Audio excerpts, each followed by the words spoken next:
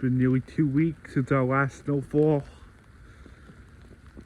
and it's the day after Christmas, which is Kwanzaa, and we have a winter storm warning in place of inches between 5 to 9. Not to mention it's the 15th anniversary of when we got hit with that massive nor'easter, which was a blizzard, a very powerful blizzard in 2010, the day after Christmas. It's the 15th anniversary of that storm. And here we are 15 years later getting hit with snow. But this one's less severe than that blizzard from 2010. But we are getting a lot of snow overnight.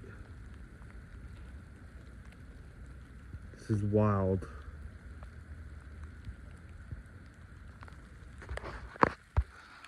It's obviously our last snowfall of 2025 because I don't see any more snow coming after this week.